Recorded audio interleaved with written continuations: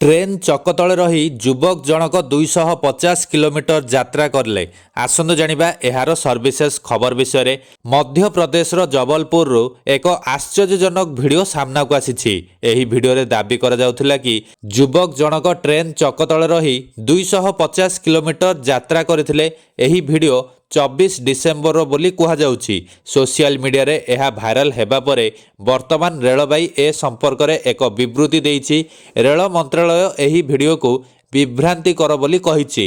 Rail मंत्रालय एक विवृत्ति रे कहिछि जे भिडियो रे चक्कर एक्सेल रे बसिथिबा व्यक्ति मानसिक स्तर रे अक्षम एवं सेठारे बसी 250 किलोमीटर यात्रा करिथिबा दाबी संपूर्ण भित्तिहीन। विवृत्ति रे आहुरी मध्य कहा जाइछि जे ट्रेन रो चक सेट क्रमागत भावे गति करे एवं एथिरे केही बसी पारिबे नाही। भाइराल भिडियो रे देखा जाउथबा दाबी संपूर्ण विभ्रांतिकर एवं भित्तिहीन।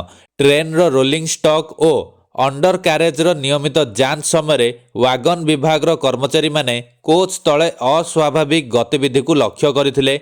अति निकटरू जांच पर जड़े व्यक्ति चक मध्य विपज्जनक अवस्था पड़िथिबार देखिबाकू मिलिथिला। रेल कर्मचारी माने तुरंत लोको पायलट को जणाइथिले। पर ट्रेन टी तुरंत बंद करा जायथिला।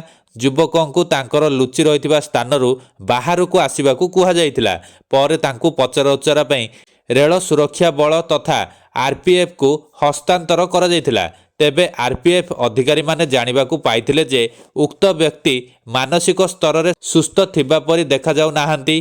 कारण पचरा उचरा समय तांकर आचरण और प्रतिक्रिया संभाव्य मानसिक समस्या देखा जाउथिला।